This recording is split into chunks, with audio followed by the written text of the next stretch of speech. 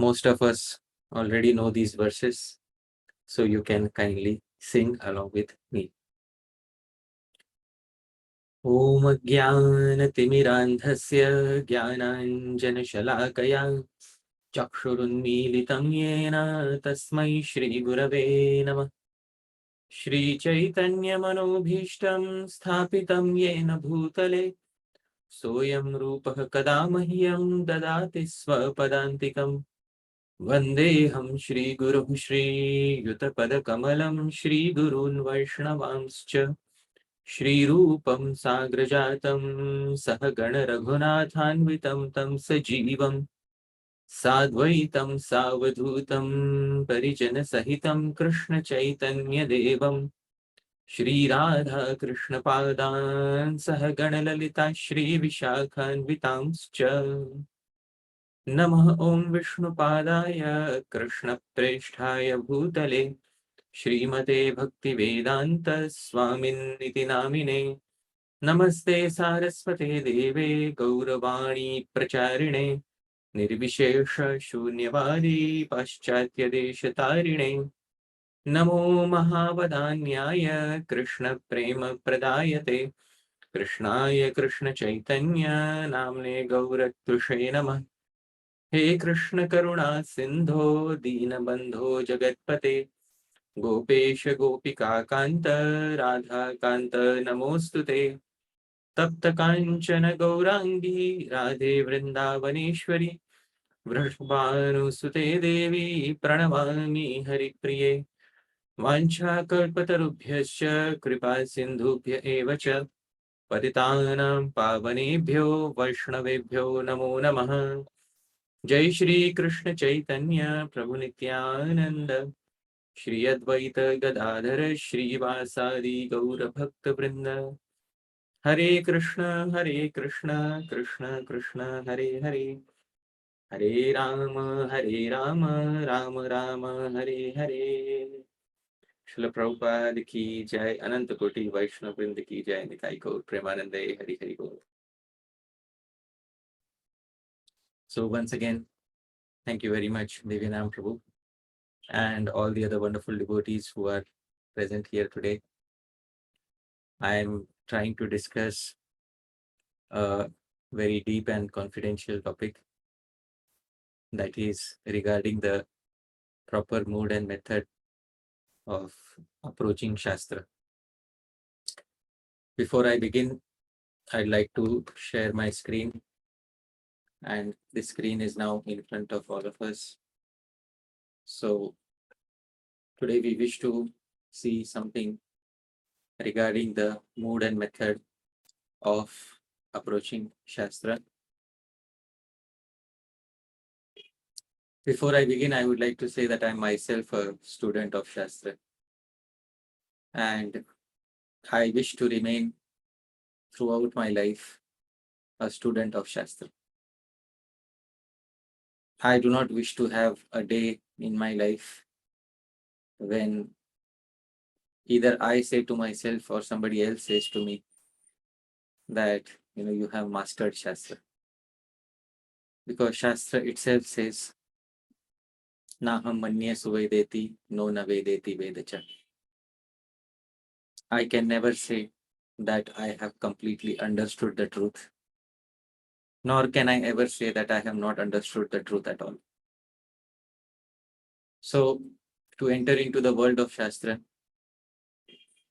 is to enter into the mood and world of being an eternal student.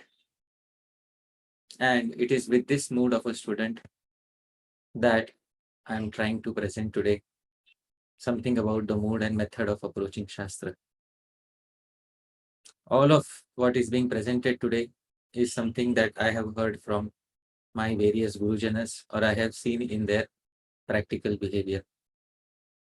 But before we begin discussing this, I would like to begin with a quote from His Divine Grace Abhay Charanaravinda Bhakti Vedanta Swami Srila Prabhupada.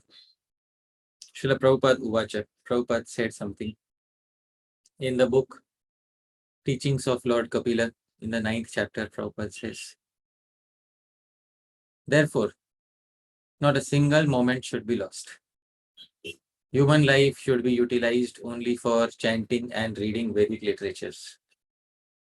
The International Society for Krishna Consciousness is publishing many books so that people can utilize their time properly by reading them and make their lives successful. Not only should we read Srimad Bhagavatam, but we should also serve the person Bhagavat, one whose life is nothing but Srimad Bhagavatam. So, a very beautiful realization by Srila Prabhupada that not a single moment should be lost, and each and every moment should be used either for our japa, our kirtan, or our swadhyay, or our reading, self-study of Vedic literature. But self-study by itself may not be able to give us the highest truth. Therefore, besides self-study, we should also approach the person Bhagavat who is living the life that is described in the Srimad Bhagavatam. Now, when I thought about gaining Shastric knowledge, or when I thought about this topic of approaching Shastra, so a particular section in the Vedic literature immediately came to my mind. Srila Prabhupada always said, especially in his purports, he said that amongst all the Vedic dictionaries, the most prominent one is known as Nirukta. So, dear devotees, Nirukta is the name of the most prominent Vedic dictionary. And most of the Vedic terms that are defined in the Nirukta, they are found directly in the Vedas. So this Nirukta is the standard Vedic dictionary according to Srila Prabhupada. And there is a particular section in the Nirukta. And in this section, there is a dialogue between two individuals. And these two individuals are a Brahmana who is fully learned and Vidya-devi. Vidya is the personified deity of Shastric knowledge. So in Nirukta, Vidya-devi, she approaches the fully learned Brahmana and she has something to say to him. What does she say to the Brahmana? She says, Vidya havai brahmanama jagama. Vidya-devi, personified, approached a Brahmana and said to him, what did she say? Gopayamam shevadhishte hamasmi. Gopayamam, please protect me. Shevadhishte ham asmi. I am your Shevadhi, I am your wealth. So, knowledge personified approached a Brahmana and said, please protect me because I am your exclusive wealth. But protect you from whom? So she said, asūyakāya anṛjave ayatāya.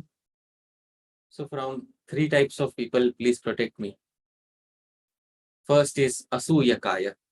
If a person is envious of me, if a person dislikes me. Anṛjave. If a person is not riju, is not simple, if he is crooked-hearted. Or ayatāya. Or a person who is devoid of sense control. If these three type of people ever approach you, O Brahmana, then what should you do? Namābrūya Vidya-devi yathāsyam.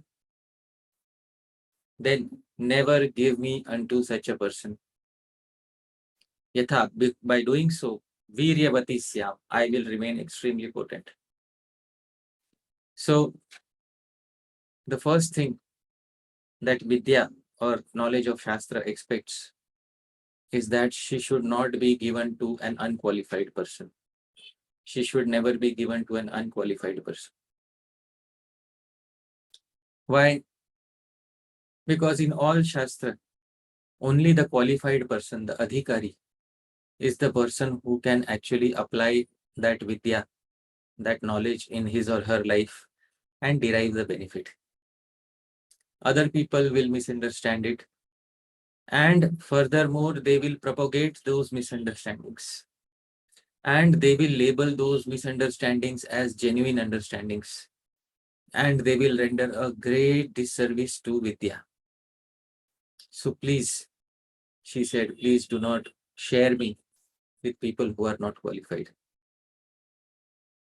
So,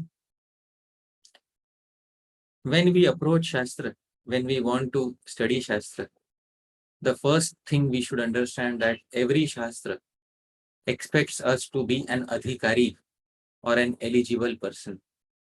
Even in the Bhagavad Gita, Krishna says at the end, idam te na tapaskaya na abhaktaya kadachana. That please do not speak this knowledge to someone who is not austere or someone who is not a devotee. So Krishna also defines an adhikari, an eligible person for understanding Shastra. This is especially important in today's world. Because in today's world, almost everything has become commodified. There are very few things which have not been turned into commodities.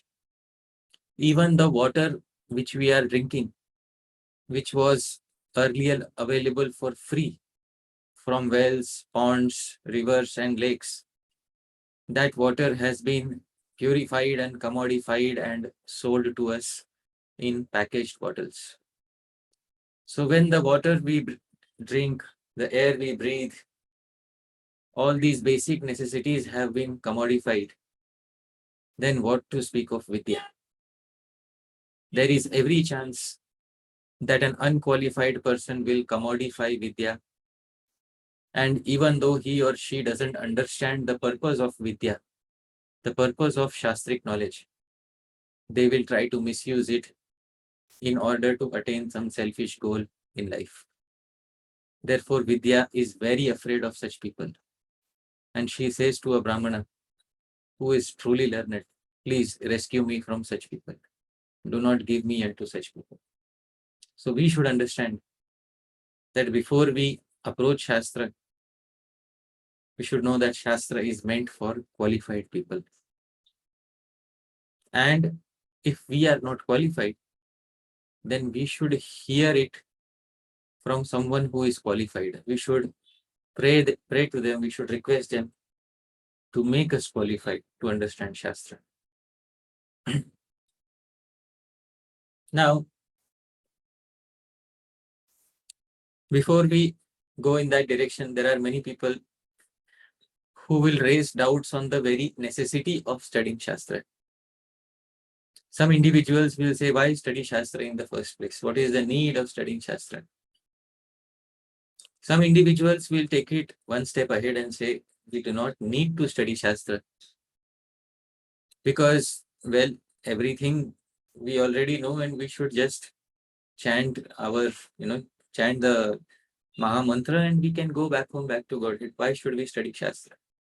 What is the need and necessity for studying Shastra? So this question should be answered first.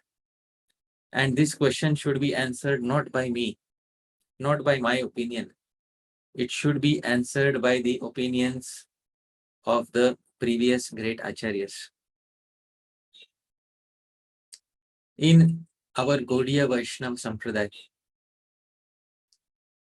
one of the most learned acharyas is Srila Jiva Goswami Prabhupada.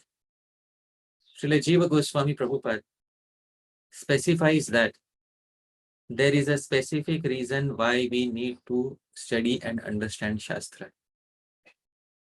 So, we need to study and understand Shastra because all of us want to understand Krishna or want to have a relationship with Krishna.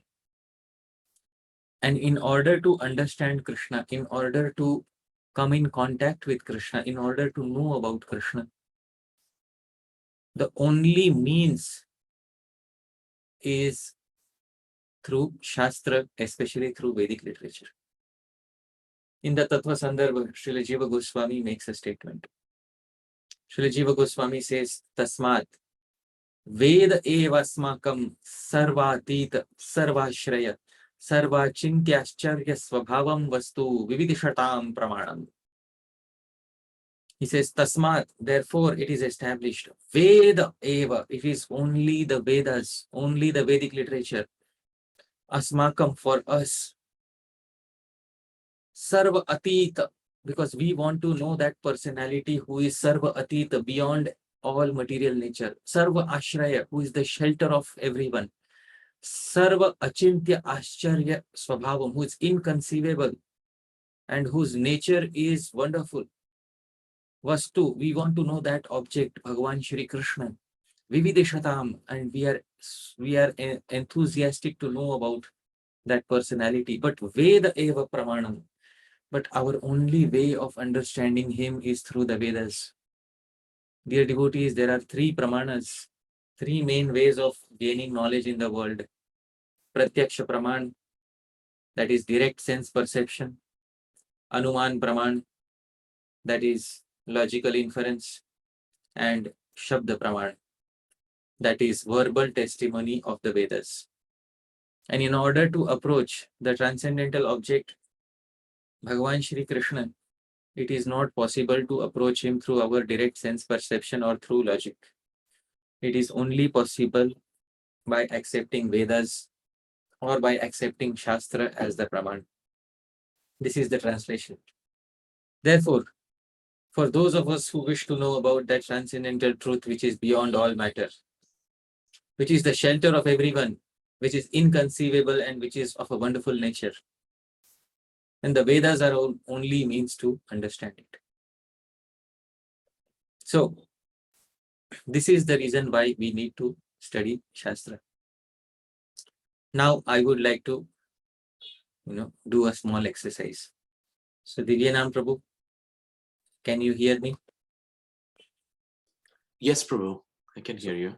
So, Prabhu, please put forth an argument and say, but we have Harinam already. So, why do we need to accept this statement and study Shastra? Please put this argument.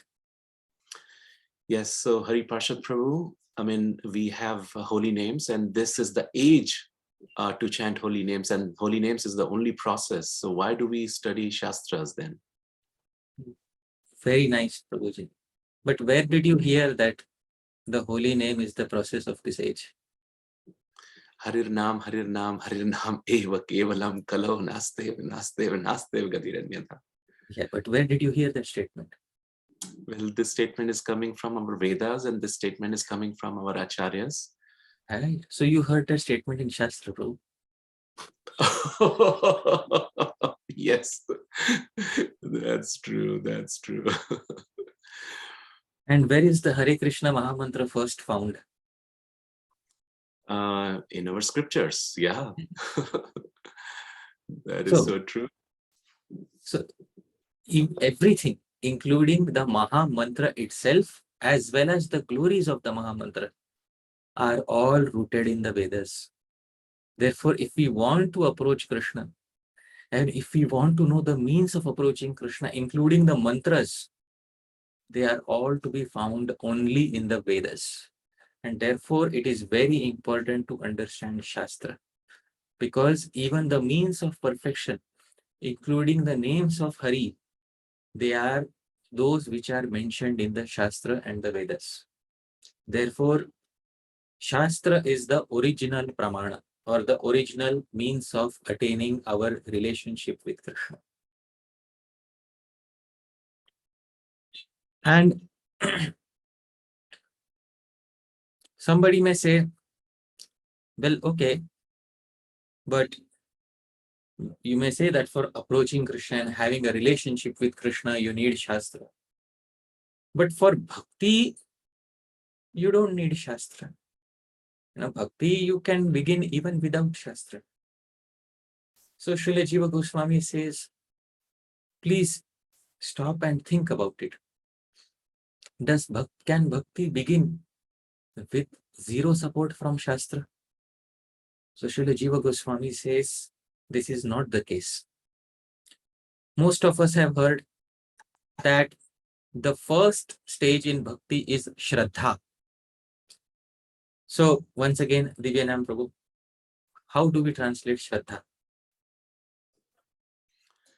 Śraddhā is basically our faith. We put our faith in something, Śraddhā. Yes, so faith in something. Very nice. Now the question is, if Bhakti begins with Śraddhā or faith, the question is faith in what? Faith in our teachers, faith in holy names, faith in scriptures. Okay. So, because this term Śraddhā, and it is mentioned, this is originally mentioned in the Bhakti Rasamrita Sindhu, Nectar of Devotion, that the first stage of Bhakti is Śraddhā. So, Srila Jiva Goswami says, Śraddhā, what is the exact definition of Śraddhā? And Srila Jiva Goswami defines Śraddhā very clearly. He says, Shastrartha Vishwasa Eva Śraddhā. What is Śraddhā? Shastra Artha Vishwas. To have implicit faith in the meanings of Shastra itself is Śraddhā. That is, what is the definition? Śraddhā in what? So Śraddhā in the meanings of Shastra. That what Shastra is telling us is true. Chant Hare Krishna and you will go back home, back to Godhead. Well, says who? Says Shastra. Or render service to the devotees and you will attain perfection. Says who?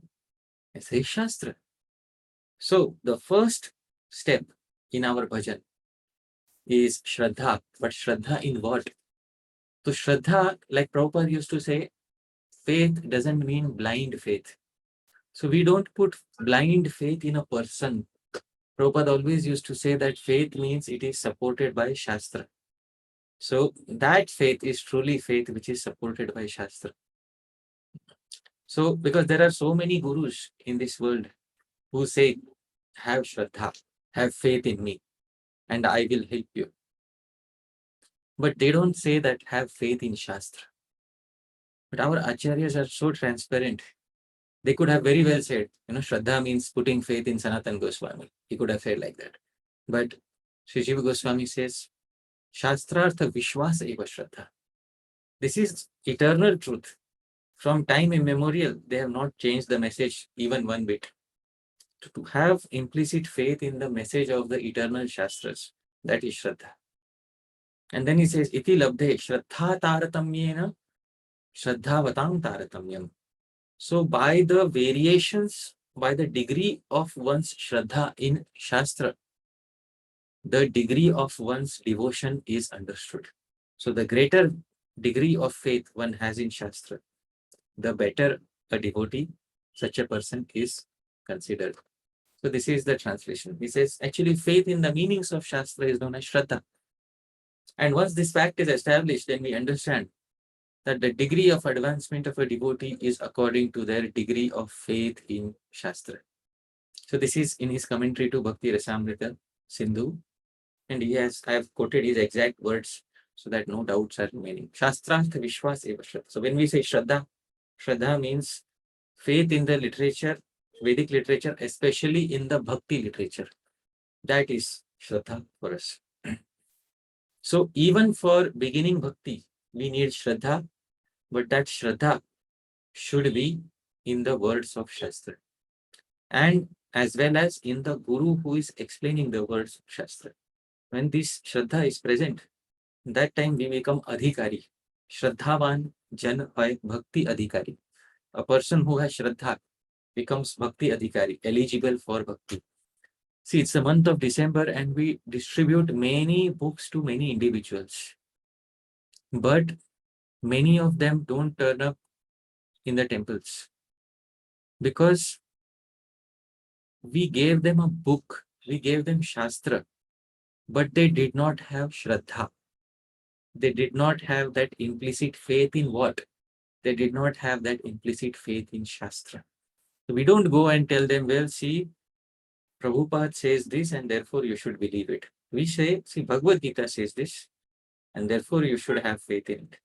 So Shastra Vishwas, to have faith in Shastra is Śraddhā.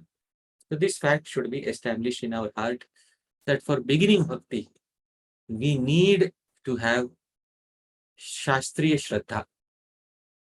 And this is the importance of Shastra at the very beginning of the process of bhakti. And after Śraddhā, so it's not only sufficient to have faith in Vedic literature, but one should also know how to properly understand Vedic literature. See, as I said, today's age is an age of commodification. So nowadays you will find that the 4 Vedas, you are able to purchase the 4 Vedas from a bookshop, and you can purchase 4 Vedas from a bookshop if you start reading the 4 Vedas. So there's no issue and all the translations are there.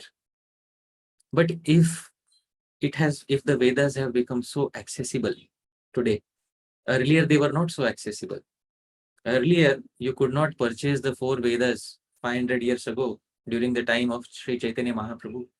You could not purchase the 4 Vedas from a bookshop or order them from Amazon. But today you can order the 4 Vedas from Amazon and they will be home delivered to you. So question is, if the Vedas have become so easily accessible today, why is it that the people who understand the Vedas, who write commentaries on the Vedas, are almost zero in today's age? Why is it?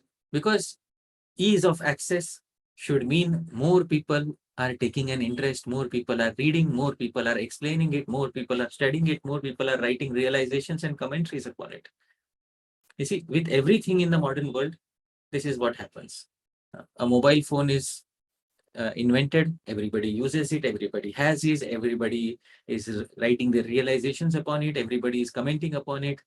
When a laptop is invented, everybody uses it, everybody writes about it, everybody is writing their realizations upon it. But the Vedas are made accessible. Suddenly, nobody is reading it, nobody is understanding it, nobody is able to write commentaries upon it.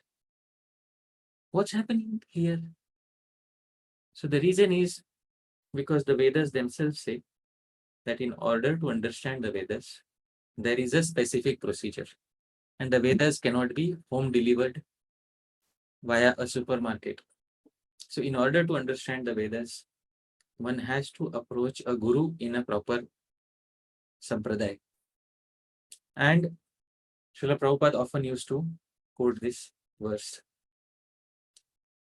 Tad Vijnanartham Sagurum Eva Bhigachet Samit Pani Shrotriyam Brahmanishtham.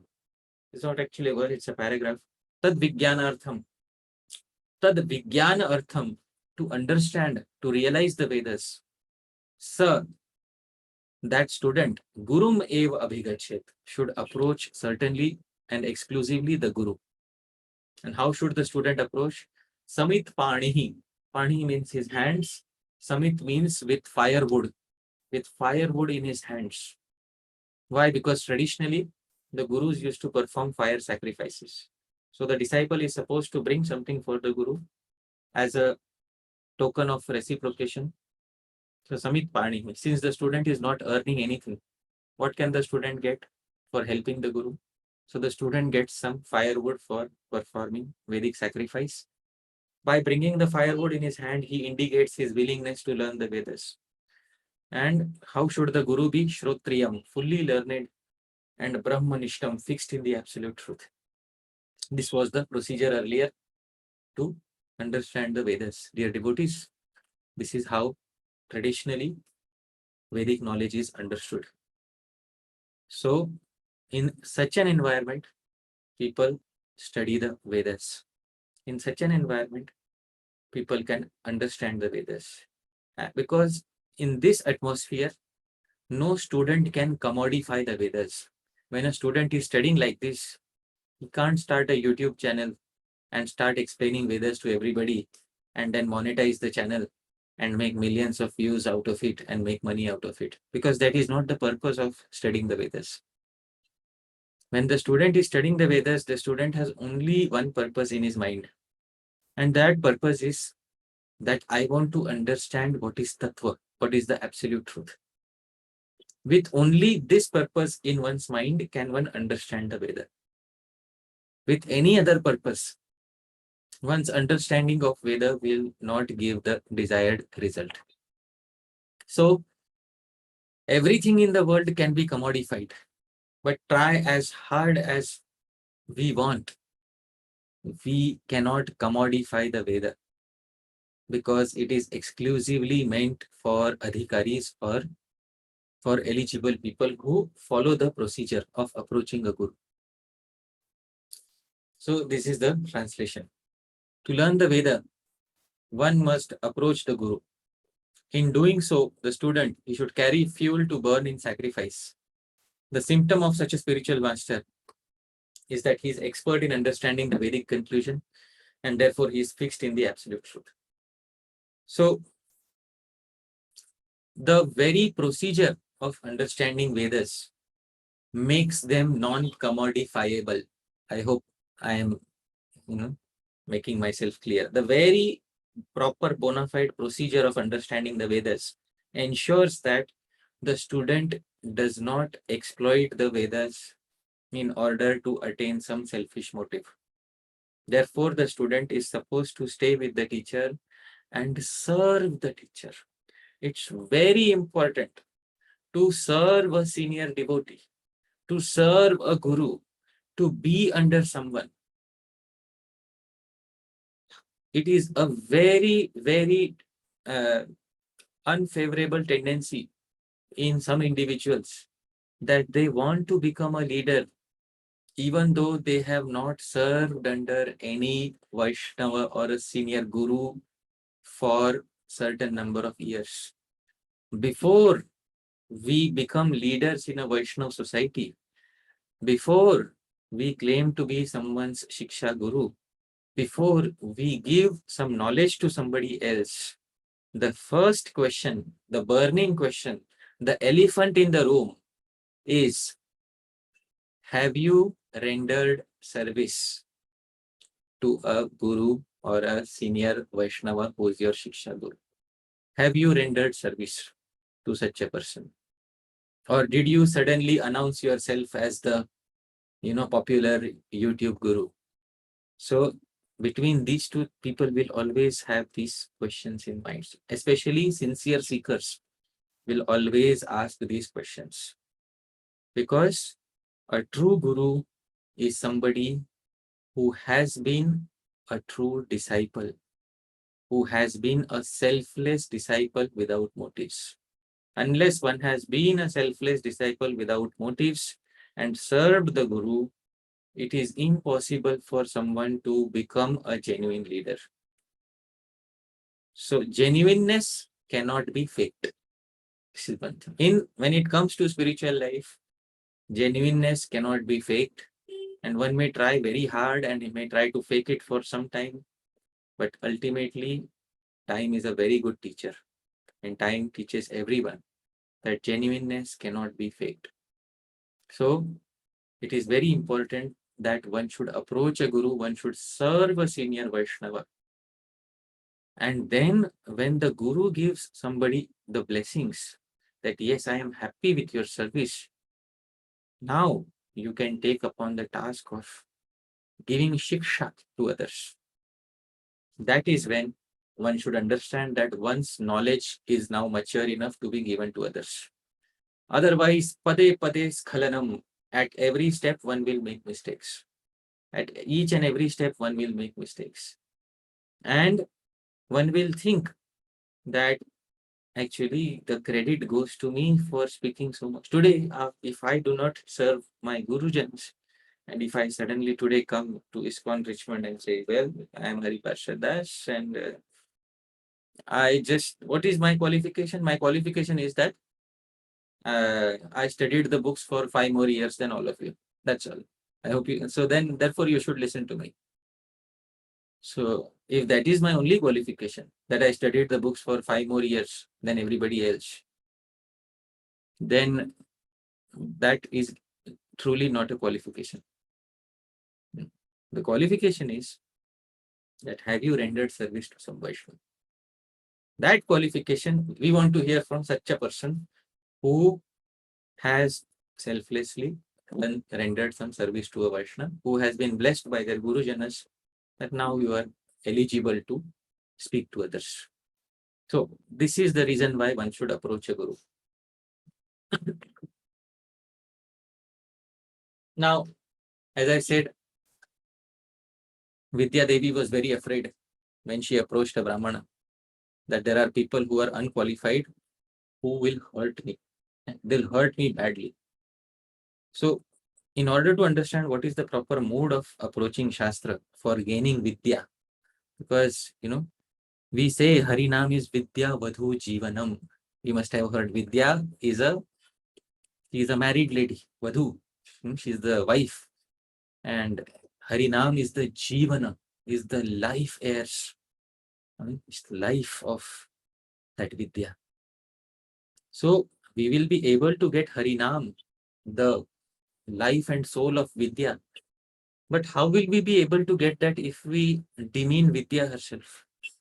So we should not demean Vidya by becoming an unqualified person. So Vidya herself said something to the Brahmana. What did she say? 3 types of people I do not like. Who are these? Asūyakāya, anṛjave, ayatāya. First is asūyakāya, a person who envies Vedic knowledge or the Guru. So we should not become this type of person. Sometimes people study Vedic knowledge in order to defeat Vedic knowledge. Sometimes people study, believe it or not. I'll give an example. When the British first came to India, they saw that India was replete with Vedic schools. And when they asked the Pandits, well, when were the Vedas written? So the Pandit said, well, the Vedas were written at the beginning of creation. That's what the Vedic scholars told them. So some of the Indologists were not happy with this answer because they wanted to show that the Vedas are creations of mortals. So some of the Indologists, they studied some portions of the Vedas, and then they said by estimation, we can estimate that the Rig Veda was written 5,000 years ago. By our estimation, the Rig Veda was written 5,000 years ago. So literature which has actually no date of creation was ascribed a date of creation in order to trivialize its divinity and to show that it is a creation of mortals. Asūyakāya, one who envies Vedic knowledge. So such a person should never be taught Vedic literature. Second is anṛjave, one who is not simple. Riju means simple. The term Riju means simple. Anṛju means a person who is not simple-hearted, not simple in his mood and intentions. Suppose, let's say I am a congregation member of ISKCON Richmond and Divyanam Prabhu is our senior leader. And I am a new Bhakta. And Divyanam Prabhu, he teaches us everything. Selflessly, he is teaching everything. So I trained under Divyanam Prabhu for a few years, 5-6 years, and he teaches me Bhagavad Gita, Srimad Bhagavatam and everything. And after 5-6 years, well, I sideline him, and without giving him any credit, I start gathering my own following. So I learned Vedic knowledge from him, but I was not simple in my mood and intentions. My intentions were not to learn Vedic knowledge for progressing in my own bhajan. My intentions were something completely different. My intentions were to take the center stage in the assembly of Vaishnavas in order to make myself feel prominent in the society of Vaishnavas. So a person who is crooked, who has some ulterior intention behind learning. Suppose if I learn Shastra and every day on Facebook I start a new debate, and when somebody argues against me, well, I quote Shastra after Shastra after Shastra in order to defeat them and to show people that, well, you better be afraid of who you are speaking to. So in order to prove this point, I learn Shastra. That is anṛjave, a person who is not simple in his mood and intentions. So I should not become like that. And ayatāya. Sometimes people want the tag of being a learned person, but they are not willing to put the yatna. Yatna means the effort to, or the required dedication and self-control to study the Shastra. So they just want some quick recognition. So they don't put some effort, and they may steal some effort from others, and then they may, try to present it as if they are learned in that literature when they are not. That is ayatāya, one who doesn't put the required effort, because to put the effort requires a lot of time. It requires time, it requires patience. Painfully, mistakes have to be corrected. Then one comes to the point of understanding Shastra nicely. But if it's not instant coffee, that within 5 minutes I understood Vedic literature. Sometimes some books are there which are cheating us. Like there was a book I saw, learn Sanskrit in 21 days. It's cheating. It's actually outright cheating. You cannot learn the language of the Vedas in 21 days. Dvadasha varsham shruyate vyakaranam. My gurus told me that grammar 12 years is required. How can it be 21 days? When I see the title of the book, learn Sanskrit in 21 days, and then something should be added, and forget it in 2 days. Learn Sanskrit in 21 days and forget it all in 2 days. So, so all such people are unqualified. And well, somebody may say, so what? So what if they are unqualified? They are doing great service. If Hari Pārṣada does, if you just learn a few things from Divyanam Prabhu, your local leader, and you just start speaking to others, won't you make devotees, new devotees? Yes, I'll make new devotees. Isn't that the purpose of the Hare Krishna movement, to make new devotees? Yes, obviously it is. So how do the means matter when the end result is achieved? The means matter a lot. Why do they matter? Because by cheating Divyanam Prabhu and by snatching away his credit and learning from him and later not, rendering any service to him, I may be able to make new devotees in my own little tiny new Sangha. But what I will be deprived of is the highest result which I will not get in my life. There are two things which I will not get because of such a behavior. One is Anubhuti. That is a genuine experience of Bhakti Ras, a genuine experience of Krishna consciousness. It's very, after a few years, this will matter a lot when, I may have my I may have my followers, I may have my, tiny little circle of devotees. But if I don't have Anubhuti, if I don't have a genuine experience of Krishna, I will have the entire world, but within my heart, there will be a big vacuum. Big vacuum. And then these arguments which I am giving today, so what difference does it make as long as I am creating new devotees? This argument will not work at that time. Because I created new devotees, but in my own heart, I am lacking Anubhuti, Anubhav, the direct experience of Krishna Bhakti Ras. And I came actually in the movement for experiencing Krishna consciousness, not for simply theoretically knowing and making a show of Krishna consciousness. I came in the movement for experiencing Krishna Bhakti. So if I don't have Anubhuti, experience, I don't have Priti, genuine love, then all I have attained is through Bhakti, I attained some artha and kama, some money, some wealth, some followers and fulfillment of some desires, but I could not attain Anubhuti, genuine experience of Krishna, and day by day after day after day, I will be rotting inside my, lonely existence without Krishna, which I don't want, which I certainly do not want in my life. Therefore, Hari Parshad Das, be intelligent. Trade your so-called desires for instant coffee with genuine Anubhuti. Give up your desires and purchase genuine Anubhuti experience of Krishna. Purchase that.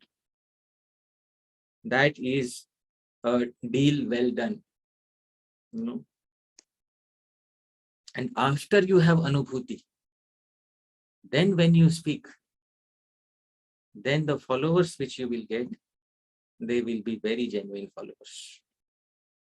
Very genuine followers.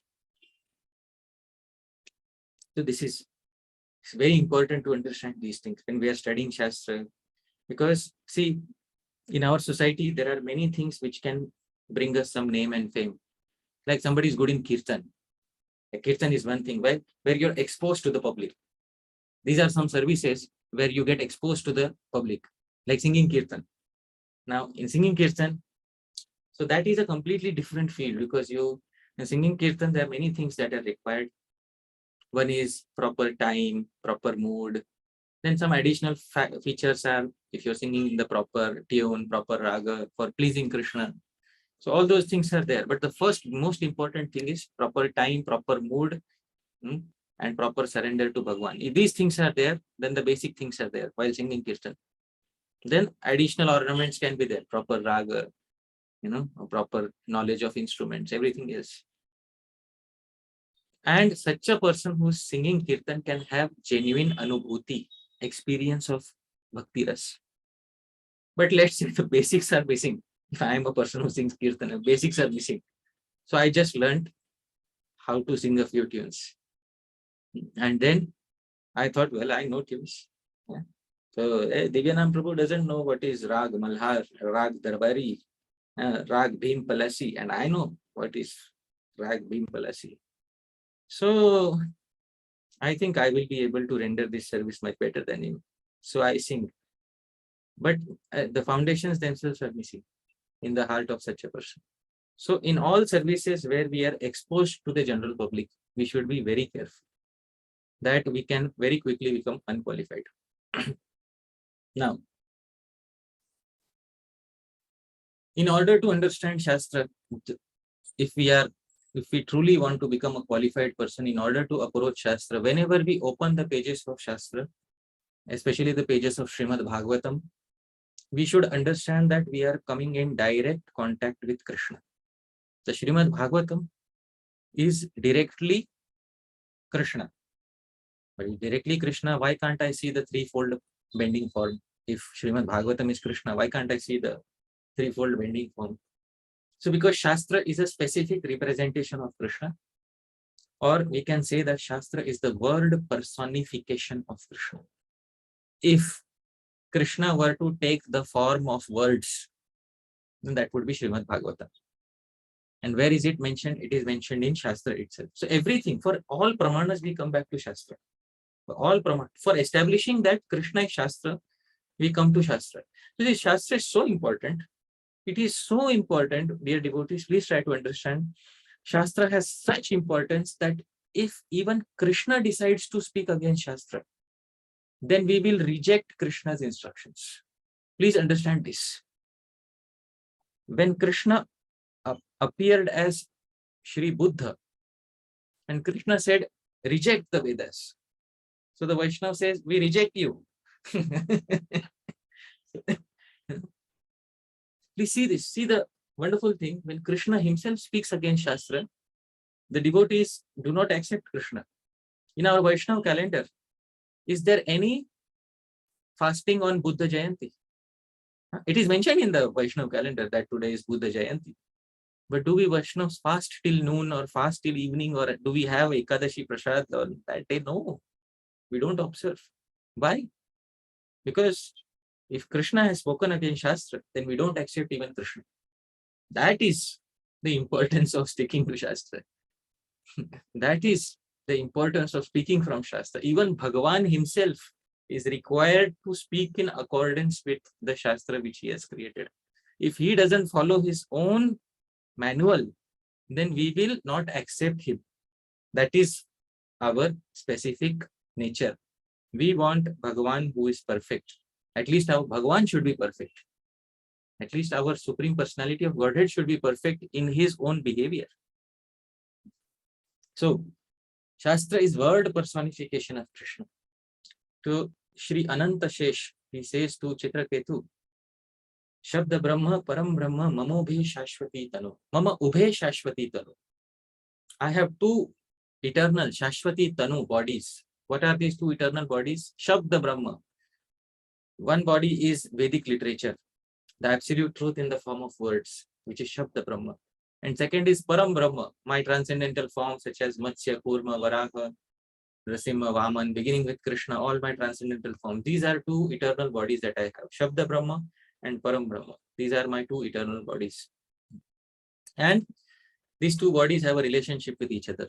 What is the relationship? One is the denoter, one is the denoted.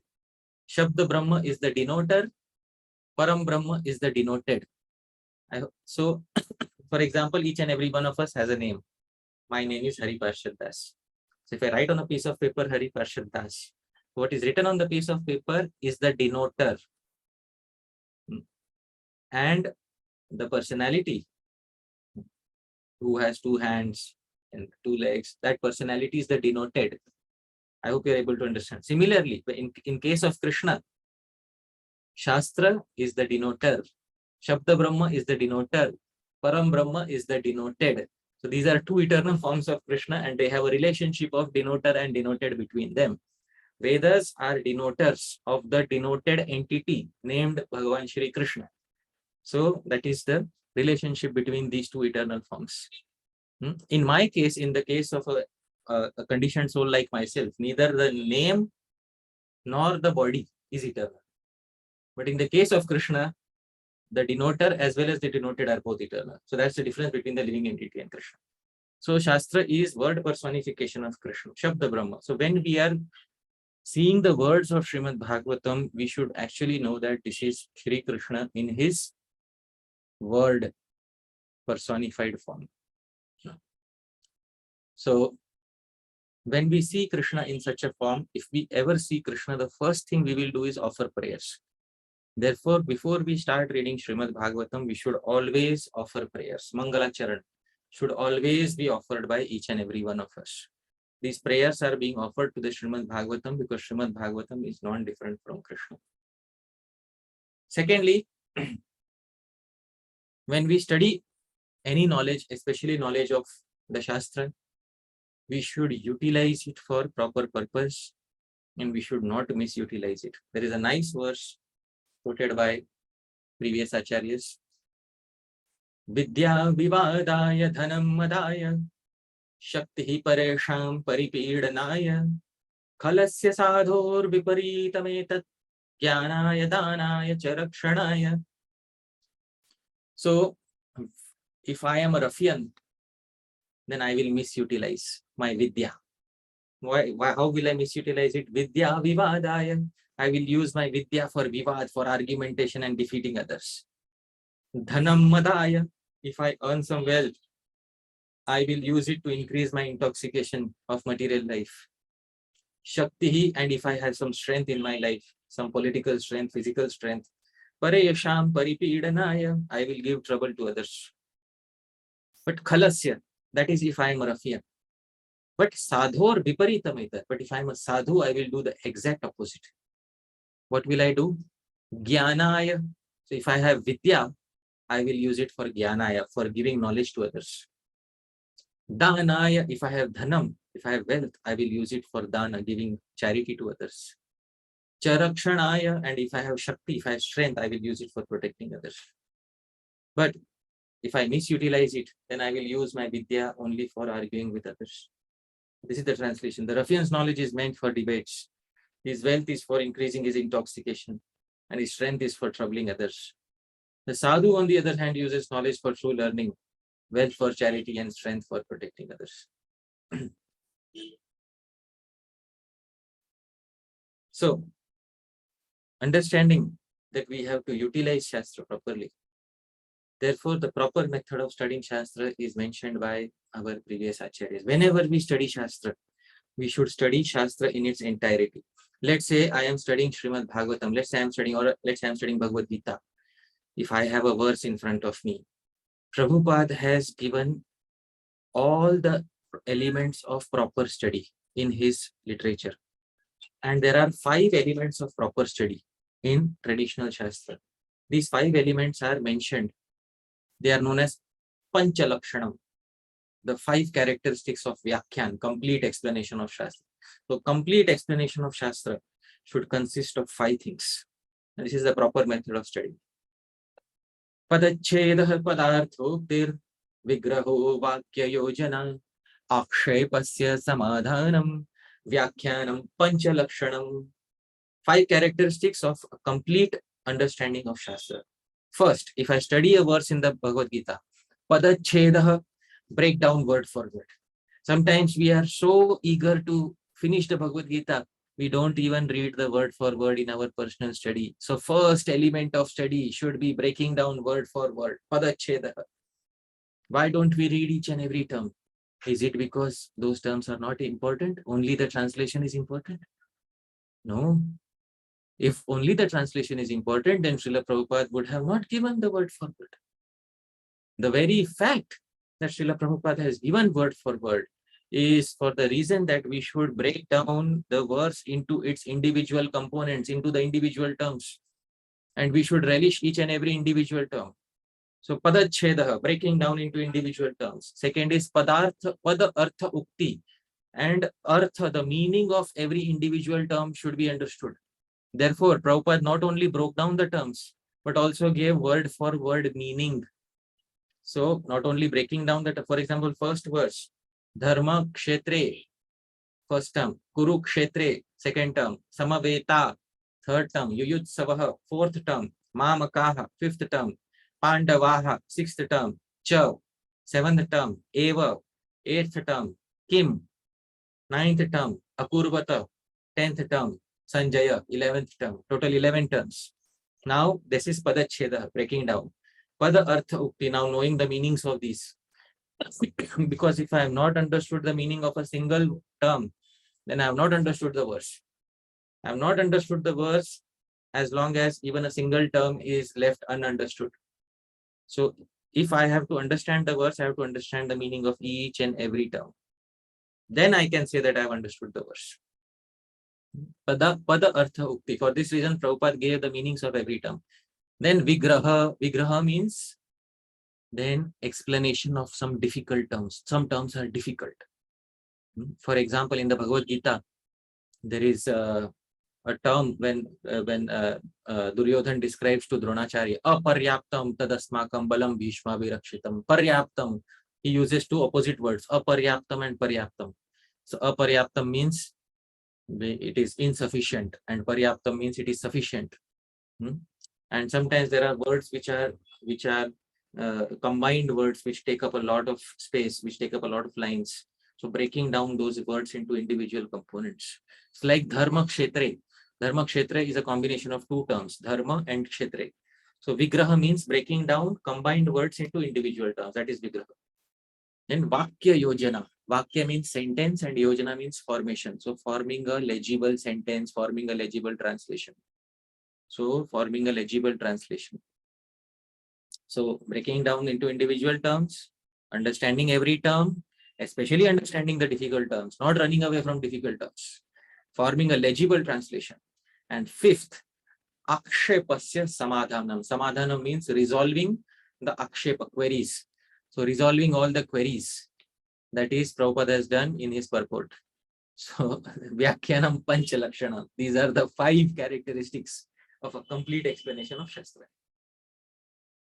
Now, if we don't study Shastra from these 5 perspectives, then we have not understood the Shastra completely. So if we want to study like a good, honest, dedicated student, So we will first and foremost, we should have some time, quality time without disturbance, and we should study from 5 angles. When we have studied from 5 angles, then we have understood the verse as far as self-study is concerned. From a self-study point of view, we have done our duty. So this is the translation. A Vyakhyan, complete explanation of any Shastra, consists of 5 aspects. Padachhedaha, breaking down the text into individual terms. Padarthokti, explaining the meaning of each and every term. Vigraha, explaining the grammatical breakdown of difficult terms. Vakya Yojana, forming a meaningful sentence by showing the connections between the various terms. In Sanskrit, this is also known as anṛjave. And 5th and last is akshepasya samadhanam, the resolution of various doubts and the correction of the various errors that the disciple might have made while understanding the Shastra. So when the Guru is present, directly present in front of the disciple, the Guru will say, you made a mistake in understanding this. So correct yourself. So that is when the Guru is directly present. So it is also needed for a physically present Guru to correct the disciple. The Guru should correct the disciple, Shiksha Guru or Diksha Guru, anyone. But we should have some senior personality. Otherwise, I will become, self-learning, what should I say, self-trained individual makes n number of mistakes. Without correction from a Guru, a so-called self-proclaimed, self-trained person makes n number of mistakes. A personal Guru is required for correcting all the errors. I'll give a very simple example. Many times devotees ask me that you sing the verses in various meters. Where can we learn the meters? Very, very nice. You take this literature for understanding meters. Chaitanya Mahaprabhu's Guru, Gangadas Pandit, his grammar Guru, wrote a book, Chando Manjari. Take the book. The formula for all the meters are explained there. They say very well. We'll understand the formula. Short syllable, long syllable, short syllable, long syllable. We understand the formula. But where did you learn how to sing it? Because the singing cannot be recorded in books. So where did you learn how to sing it? Well, I learned it from a person. Well, I learned it from my Gurujanas. Therefore, it's very important to have the physically present Guru to teach some things which cannot be taught by books. It's a very simple thing. When a small child enters into the elementary grade, they have to be taught ABC. The first thing that they learn in school is ABC, alphabet. So while learning ABC, why don't we just give them the books? Why do we have a teacher? If we meditate upon this, why is there a physically present teacher to teach the students ABC? Why can't we just give them the books and YouTube videos to make them learn ABC? Because even in the simplest of all things, like learning ABC, the students are going to make hundreds of mistakes. And to correct those hundreds of mistakes and to tell the students that you have made a mistake here, this is how it should be done, don't repeat this mistake, a physically present Guru is needed. So then what makes me think that Hari Parshad Das, without having a physically present Guru who will correct you in your mistakes, you will become a self-proclaimed learner of Shastra. It is absolutely impossible. I will fall on my face if I try to do something like that. So in very basic things like writing ABC, a personal Guru is required. What to speak of understanding Vedic literature, which are like the razor's edge. It is very difficult, and therefore a Guru is required. So another thing is, sometimes, this is one or two final things which I want to say. Sometimes we want to understand something, but even after hearing from a Guru, sometimes we don't understand. Sometimes we hear from senior devotees, senior Vaishnavas, sometimes we don't understand.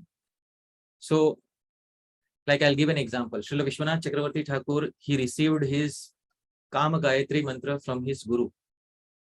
And his Guru told him there are certain number of syllables in this Kama Gayatri. And he accepted it as it is, as his Guru told him. Later, after a few years, he realized that, well, my Guru told me these many number of syllables were there, but I am finding that half a syllable is missing. When he counted it a few years later, he found half a syllable missing. And but that time his Guru was not physically present to tell him how to count that half syllable. So even though he had heard from his guru, there was one doubt which was remaining in his heart, that where is the missing half syllable in the Kam Gayatri. It's a very well-known incident that the Srila Vishwanath Chakravarti Thakur could not find half a syllable in the Kam Gayatri. And then Vishwanath Chakravarti Thakur, because he was not used to this situation, because whenever he touched any Shastra, he understood it completely. This was the first time that even after hearing from his guru, there was some doubt which was remaining and he could not get it solved from his guru. So this put him, he was immensely perplexed. Day and night he prayed to Srimati Radharani and Krishna. And after many days, only after the passage of time, one fine day, Srimati Radharani appeared to him and explained to him where is the missing half syllable. So sometimes even after we hear from our Gurujanas, some things may remain unresolved for us, because at that time we may not be paying attention. But Krishna will ensure that these things will be sorted out. And this is mentioned in a very nice verse. Kalena padam labate tathartham tatascha padam guru yogatascha utsaha yogena cha padam rikshe shastrena padam cha tato ubhiyati. The sincere student attains a quarter of the meaning of the Vedas first by passage of time, a quarter by staying with the Guru, a quarter by his own enthusiasm, and a quarter by mutual discussion of Shastra with other students. So 1/4 is understood only with the passage of time. So it's not that today, it's not, Vedas are not like a supermarket commodity. I took it, I put it in my basket and now it's mine. It's not like that. You may think that you put it in your basket, but it will always end up surprising you. It will tell you that you don't understand. Therefore, some time is needed. It's very important to give time in order to gain a proper mature understanding. So time, study from the Guru, study one's own self-study, and mutual discussion with other students. These are the 4 components of complete understanding of Shastra. So having said this, after we read all Shastra, after we understand how to read Shastra, what is the aim of doing all this? What is the aim of knowing all these techniques? So Srila Rupa Goswami says one thing. This is the final verse which I am quoting. Srila Rupa Goswami says in his Bhakti Rasamrita Sindhu that after understanding all these techniques, the one thing we should do is this. Srimad Bhagavatarthanam asvado rasikaisaha. Asvado, you have to relish. Arthanam, the meanings of Srimad Bhagavatam. But rasikaihi saha, relish it with other connoisseurs of Srimad Bhagavatam.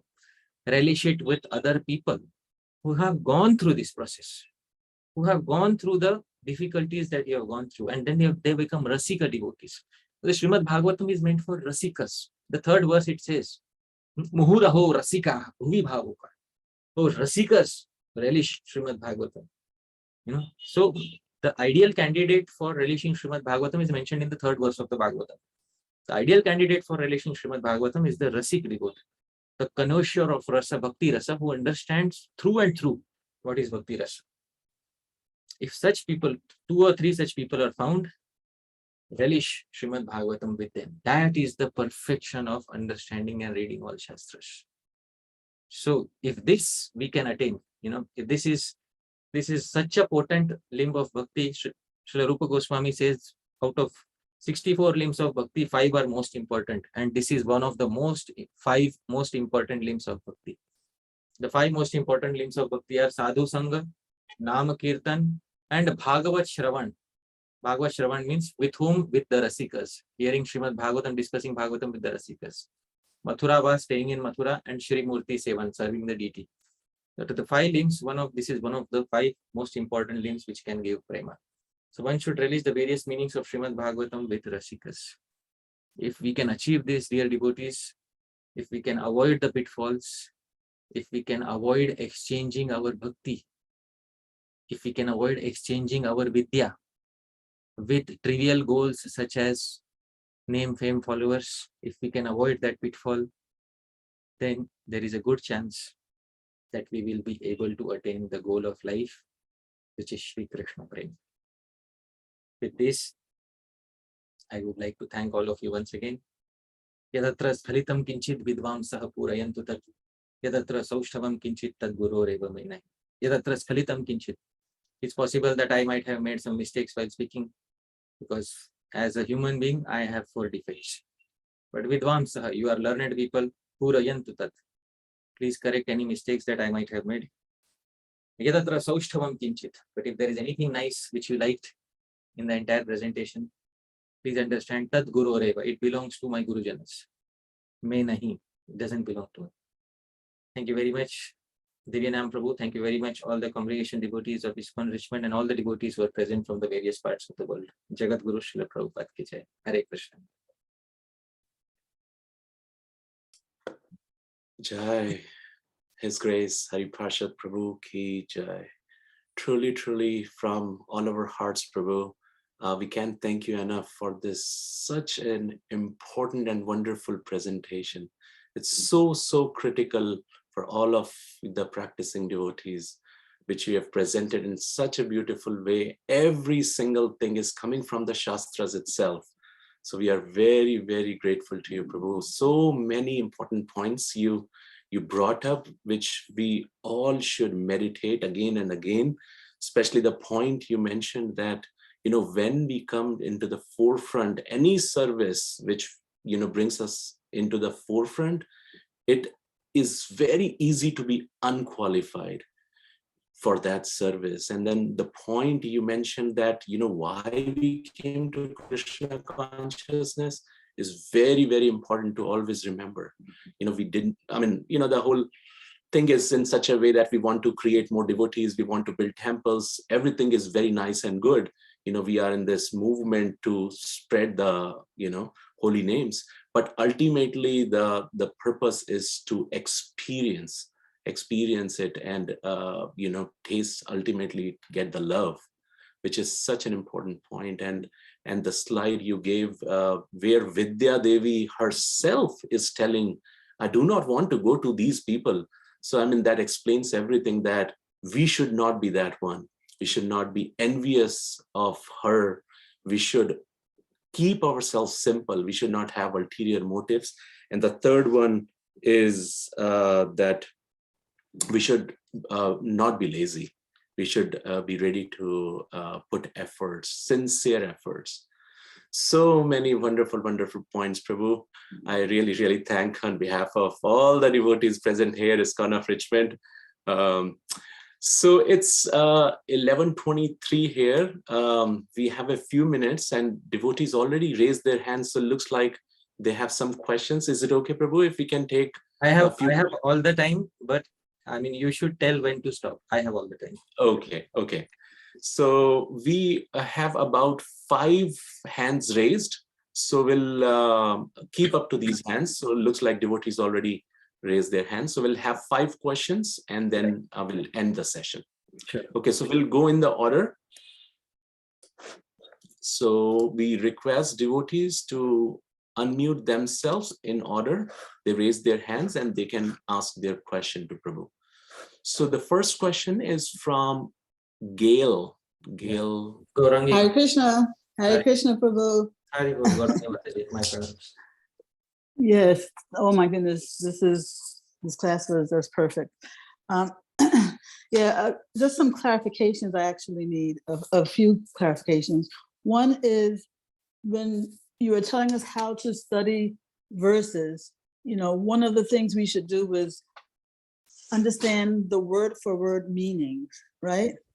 So I wasn't clear, how was that one different from the first process of just breaking down the terms? And also the third one, something about getting grammatical understanding. Right. So let's practically understand it. So do you remember the first verse of the Bhagavad Gita, Mataji? At least the translation. Okay, let's what did my sons do? Kshetre Kurukshetre Samaveta Yuyutsava Mamakaha Pandavaschaiva Kimakurvata Sanjaya. Now this is the original Bhagavad Gita. The Sanskrit is the original Bhagavad Gita. Right? So the first point is to break down the original Bhagavad Gita into individual terms. So to break down the original Sanskrit into individual terms. So the first term is dharma kshetre. The second is kurukshetre. Second term is kurukshetre. So this is the first aspect of the study, to break down the original verse into individual terms. The second point was to know the meaning of each and every term that has been broken down. That was the second point. Yes. Okay. And the third point was that if there are some compound terms where 2 or 3 or more terms are combined together to make a single term, those are known as compound terms. Mm. For example, in English, there are compound terms. For example, in English, there may be a term is crossroads. So crossroads is a single term, but it is a compound term made out of 2 terms, cross and roads. Similarly, in Sanskrit, there may be compound terms which are made out of 2 or more terms. So when such compound terms are found, then the proper breakdown of those compound terms, that is the third point. So how do we understand the individual terms of a compound term? That is the Yeah, and that one, that's what it sounds a little bit similar to, like Dharma Kshetra. We could break that down into Dharma and Kshetra. Yes. So what is the exact breakdown of dharma kshetra? So the exact breakdown is dharmasya kshetra, in the battlefield of dharma. So that of is the connector between the 2 terms, dharma and kshetra. So that is vigraha. Yeah, so that's why I'm saying that the difference between number 1 and number 3 seems like more of a technicality, because Right. either way. It's a technicality, but in Sanskrit grammar, that is required to understand the terms completely. Okay, and then also the process. Another thing I wanted to clarify is that the process of understanding Shastra, you said that process itself prevents it from becoming commercialized. Right. The genuine process of understanding Shastra is such that if one follows the genuine process, he will not be able to commodify Shastra. Is the reason because he himself won't be able to, because of his bad intentions or insincere intentions, he won't be able to understand it? If he has insincere intentions, then he will not be able to follow the process. But if he has sincere intentions and he follows the process, then the process itself will purify him to an extent that he will never misuse. Because he has to render service to the Guru for so many years. For decades, he has to render service to the Guru. And he has to keep all his personal ambitions aside. Then he can understand the Veda. So to give up personal ambition for so many years and to serve the Guru selflessly, that itself takes away a lot of baggage from the disciple. Yeah, I'm just thinking that a person can commercialize it. They won't be able to give the real understanding, but they can still commercialize it. Yeah, but if somebody is a genuine follower of the process, they will not commercialize, because they know they don't want to cheat others.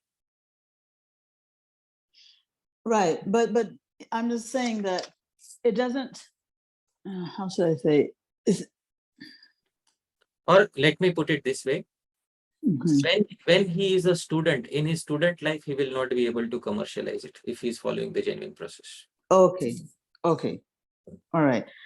And one thing you said about the when you were talking about reciting in the proper tune, you need a live guru for that. And so I'm just wondering, since the tune cannot be found in Shastra, and Shastra is everything for the sincere devotee, I'm wondering how important the tune really is, because we cannot refer to Shastra for it. Yeah, the tune is not found in the written Shastra, because Shastra was written down at a certain point of time. But before that, Shastra was conveyed from Guru to disciple through verbal communication along with the tune. It's only after Shastra was written down that the tunes were lost in the written Shastra.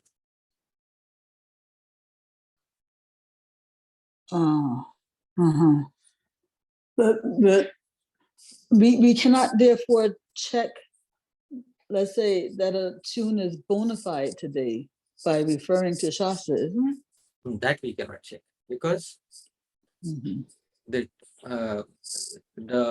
tunes, the ragas, the talas, they were the exact way of actually singing them were not recorded on the pages of the paper, but they came from guru disciple succession.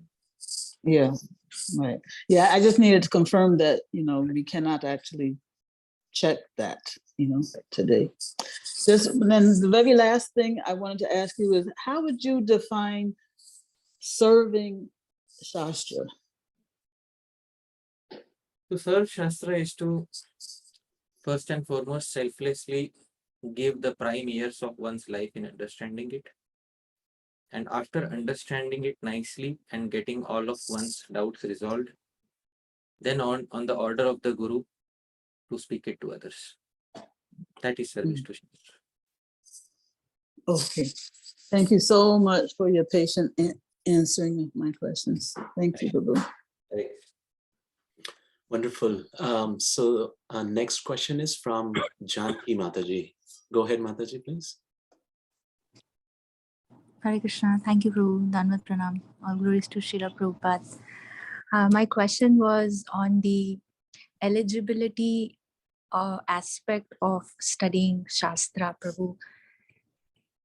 One was because we are in the time right now of book distribution. So my original intention of asking this question is coming from there. We mentioned that we have to be eligible to study Shastra, but while distributing books, we are giving the books to everybody who's eligible or not eligible at the same time. So how do we understand that? Right. So while distributing books, we give it to anyone and everyone irrespective of their eligibility. And therefore, we also see that not everybody takes up to the process of Krishna Bhakti.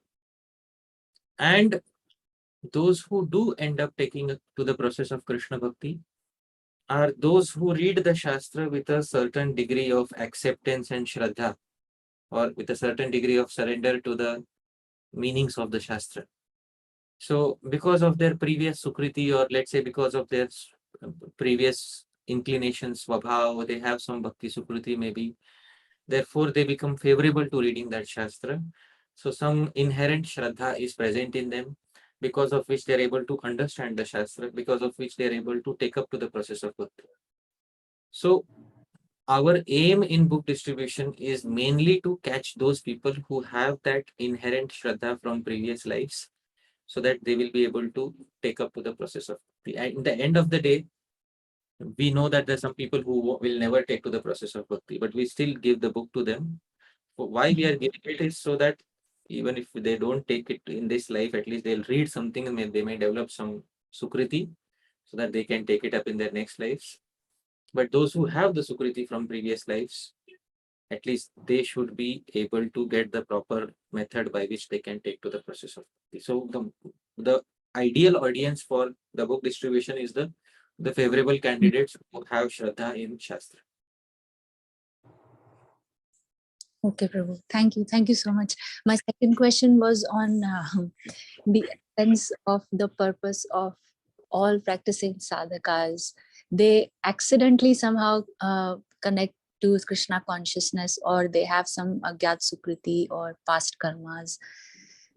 When they have that, when they establish that, and when they are practicing, and at the same time, we know that bhakti is something very, very rare, a commodity.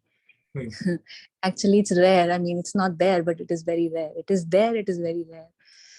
How do we, I honestly want to understand, how do we experience bhakti? See, to begin bhakti is not so rare. To enter into the process of bhakti is not so rare. Many people enter into the process of bhakti. But to attain the highest stages of bhakti, is extremely rare, because most people are not able to overcome the obstacles. And many people do not even know how to overcome the obstacles. So to begin bhakti is not so difficult, but to reach the pinnacle of devotional service, which is Krishna Prem, is extremely rare. And it requires a person of a certain devotional attitude to reach that point. What is genuine experience of bhakti? Actually, genuine experience of bhakti is experience of bhakti ras. One who experiences bhakti ras in relationship with Krishna has had a genuine experience of bhakti. So when we experience bhakti ras in relationship with Krishna, that is when we say that we have had a genuine experience of bhakti. Because bhakti is in relationship to Bhagavan. And only when there is some reciprocal relationship of rasa between Bhagavan and the Bhakta, then we can say that Bhagavan has interacted with us and we have exchanged some rasa with Bhagavan, and that is our genuine experience in bhakti. That is our wealth in our bhakti. So that experience, to experience bhakti means to experience bhakti rasa. But to experience bhakti rasa, for that we have to have immense training under the Guru. We have to have immense mercy of the Vaishnavas, the Gurujanas, and most importantly, Krishna should agree that this person is eligible. Now I agree this person is eligible for experiencing bhakti ras. So that will bring about a genuine experience of Krishna bhakti. Wonderful. So thank you, Right. Janki Mataji, for nice questions. So it's already 11:37. We'll take a few more questions quickly. So next is from Shamla Gopika Mataji. Kindly keep to just one question, as we have other devotees. We request you. Okay, Shamla Mataji, go ahead. Hare Krishna, Prabhu, please accept my humble and pronunciation. Thank you so much for a wonderful session, Prabhu. I will restrict myself. Actually, I have 3 questions, but I will restrict to one question, which is, so you said like everything we have to understand and clarify from our Guru, whether we understand correctly or not. So in a practical way, so definitely like Siksha, Diksha, Guru, so everyone is not accessible easily. So how can I understand, like every day we are studying Bhagavad Gita, Bhagavatam. So how can I practically check myself, like whether I'm studying properly, understanding correctly? Right. Sometimes Shiksha Guru may not always be available to teach verse by verse. In that case, one should at least have a group of students who are studying together so that the errors are minimized. Still, some errors may creep in our understanding, and for that a guru is absolutely required. So sometimes when we have a group of, like I said, 1/4 of the understanding comes by mutual discussion with students. There was a verse quoted. So 1/4 of the understanding comes by mutual discussion with other students. 1/4 comes with the passage of time. 1/4 comes with one's own effort. But that remaining 1/4 requires a guru. So sometimes a guru will be needed to teach that. So from time, we should have one Shiksha guru who is accessible to us. One good Shiksha guru who is accessible to us. When that is the case, then we can easily understand. So that's the answer to your question. Okay. Thank you, Prabhu. Wonderful. So the next question is from Devansh Prabhu. Please go ahead, Prabhu. Devansh Prabhu, you have your hand raised. Okay, so if not, then maybe we can go to the next. Omkar Das Prabhu. Omkar Prabhu? Hare Oh, looks- Krishna. yeah, Hare go ahead. Prabhu, the devotee has typed the question in the chat, so would Prabhuji answer his question first? Yeah, so Devansh Prabhu is asking, do Gaudiya acharyas before Bhakti Vinod Thakur also accept varna by birth? Varna is by 2 factors. One is by birth, another is by eligibility. So In the Srimad Bhagavatam also, there are many places where varna has been accepted by birth. I will show an example of this. For example, in Srimad Bhagavatam, 10th canto, 8th chapter, verse number 6, it is said, Nanda Maharaj says to Garga Muni, Janmana Brahmano Guru.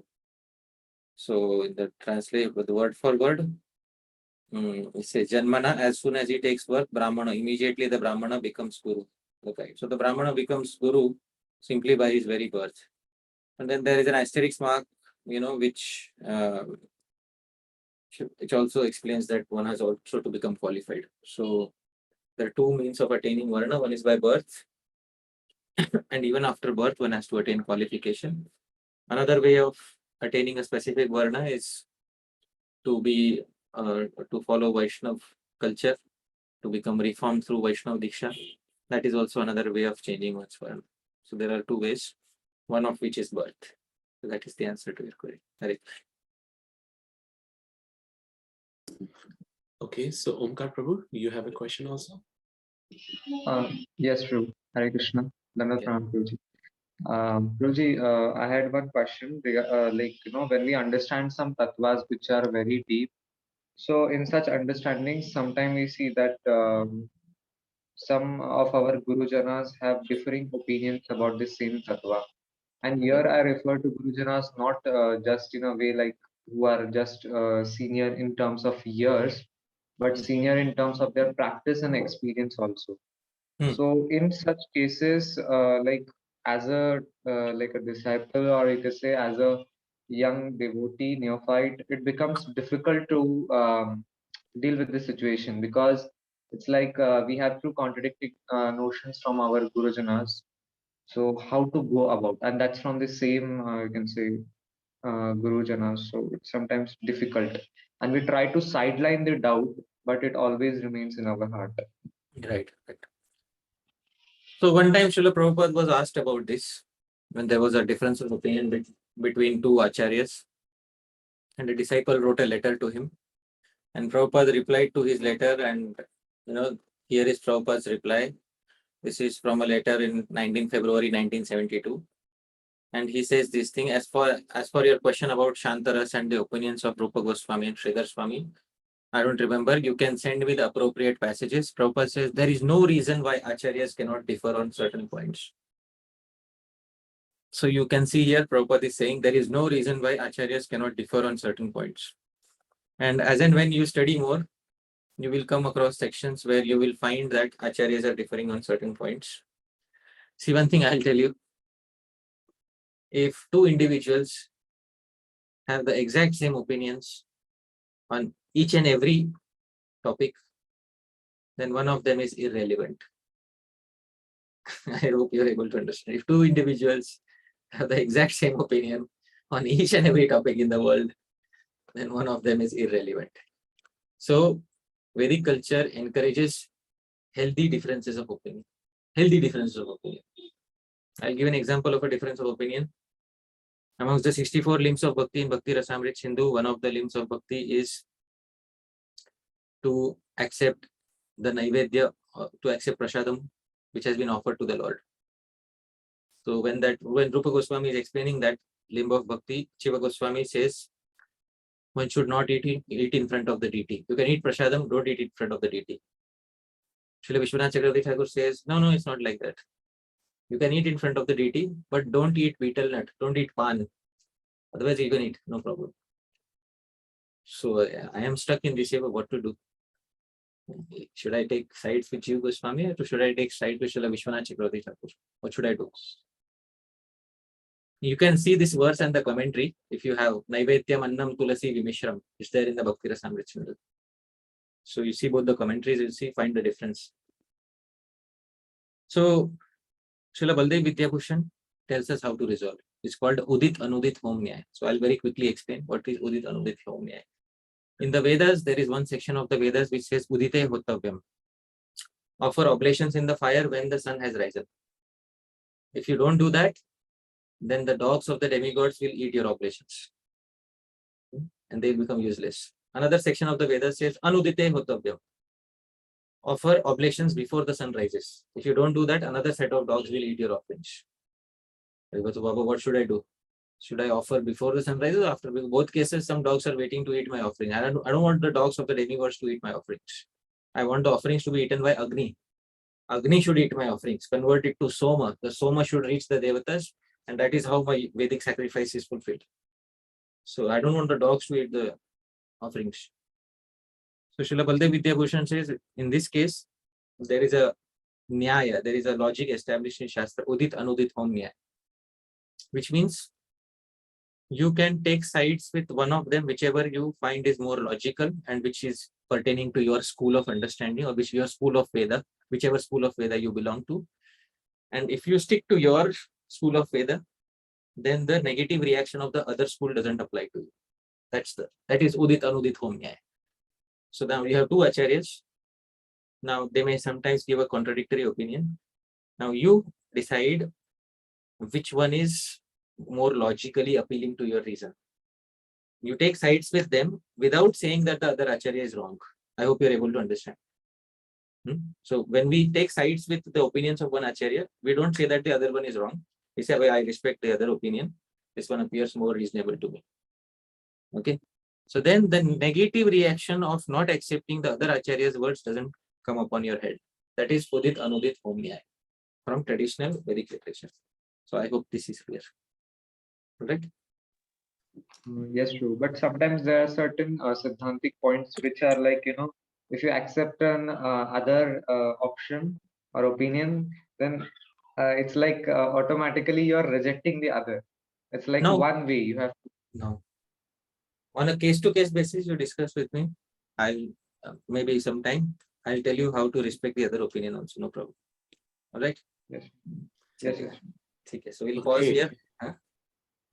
Yes, Prabhu, actually, there is just one more hand raised, so we want to respect that, if that's okay. Sure. I have all the time.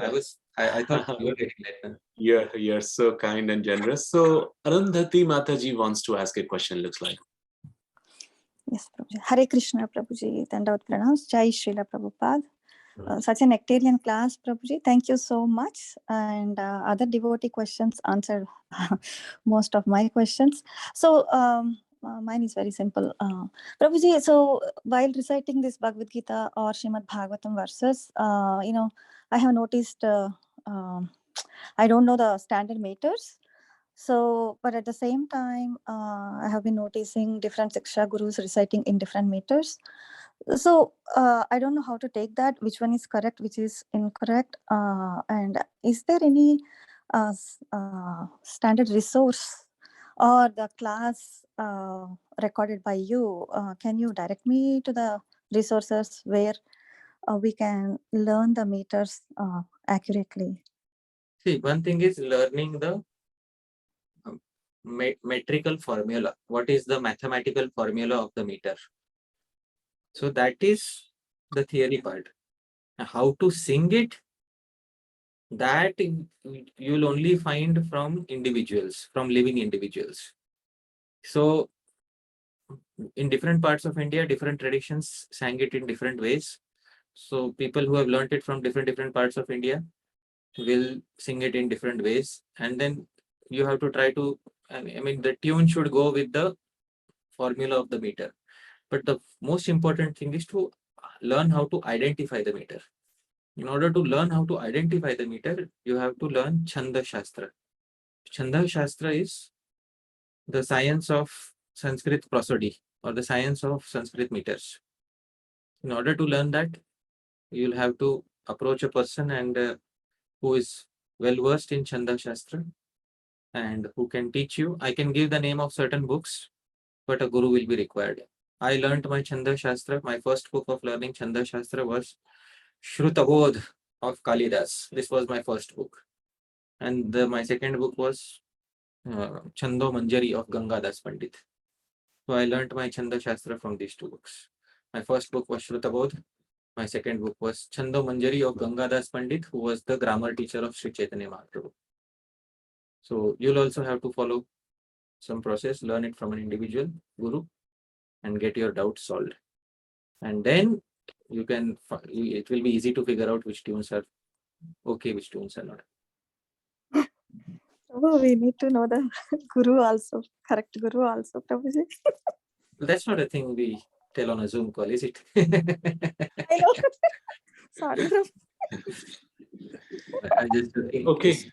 some things cannot be told on a Zoom call, such as who is my Diksha Guru, who is my Shiksha Guru, who is supposed to be my Ved Guru, or who is supposed to teach me this, that. But we should pray to Krishna. Maybe Krishna will send somebody who's qualified.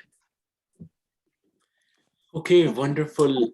So those were all the questions, but actually one Mataji, she had some issues raising her hand and she really wanted to ask questions. So that would be our last question.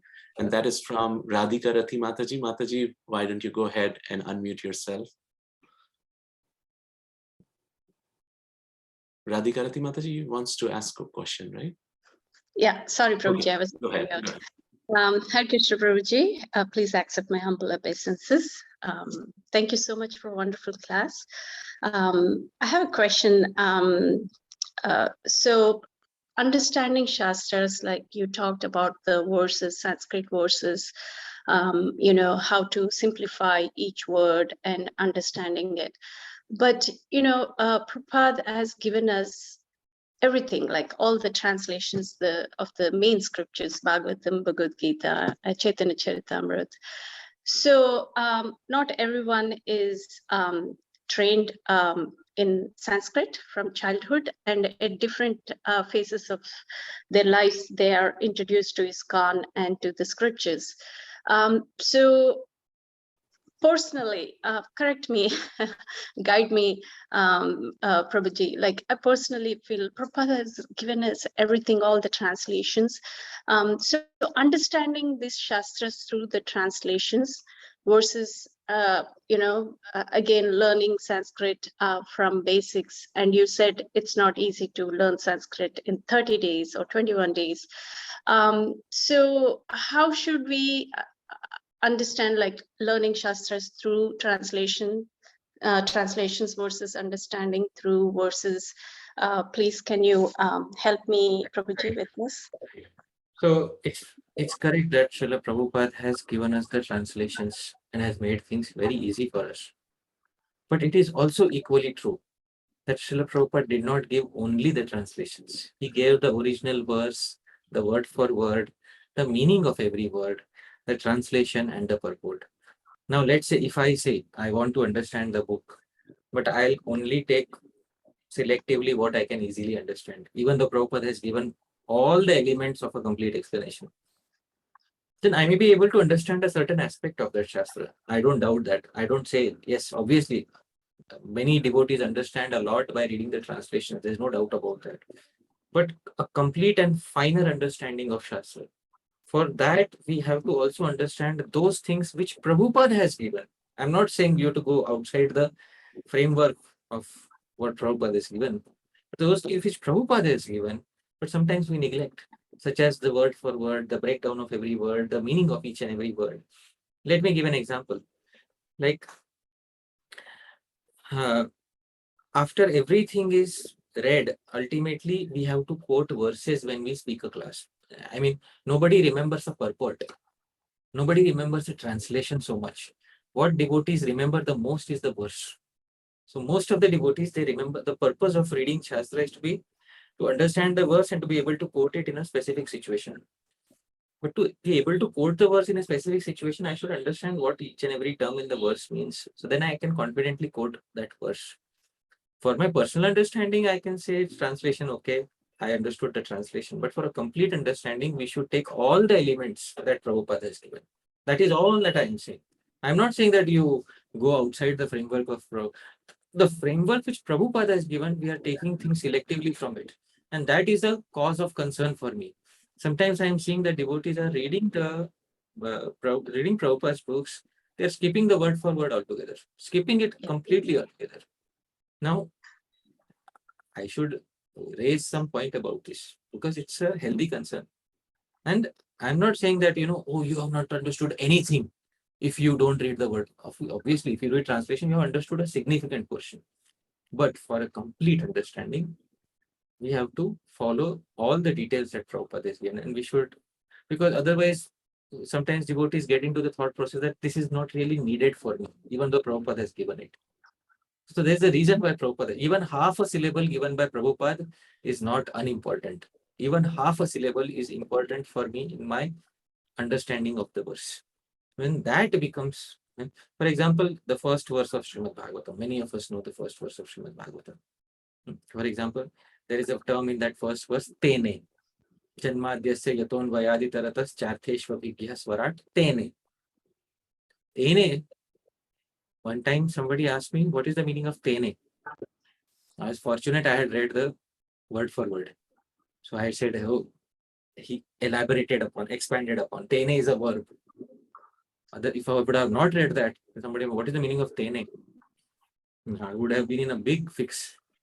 So it's important to read the word for word also, because people will ask, sometimes I quote verses and people ask, Prabhu, what is the meaning of this term in the verse that you quoted? And say, oh, I didn't memorize that. I just memorized the verse. What do you expect? Huh? So I can't say like that. I don't have the liberty of saying like that. Because if I'm quoting the verses, I should know each and every term in the verse. So for that, Prabhupada is given word for word. That's it. Nothing else. Awesome. Thank you, Prabhuji. Thank you so much. Thank you, Divyanam Prabhuji. Nice to Thank see you. you after a long time. Thank you. No problem, Mataji. Okay, so with that, one last time, we express our gratitude to you, Hari Pārṣada Prabhu, for your wonderful, wonderful Sangha, Katha, and your precious time. I know it's already very late in India, but you are so generous and compassionate that you agreed for this wonderful, wonderful, Sangha for benefit of all of us. So with that, just wanted to mention that this talk is available on YouTube. If you would like to go back and hear it again, you can go to ISKCON of Richmond channel and you will find this talk and many other talks over there. And if you would like to share this talk with others, feel free to do that. So with that, we also want to thank all the devotees who are here on this call. Especially would like to express our gratitude to Mother Kamilini and Apurva Prabhu, dear disciples of Srila Prabhupada from North Carolina. They are also here. Thank you very much for joining us. So with that, thank you all. Srila Prabhupada ki jai. Gaur Premanandi. Hari Hari.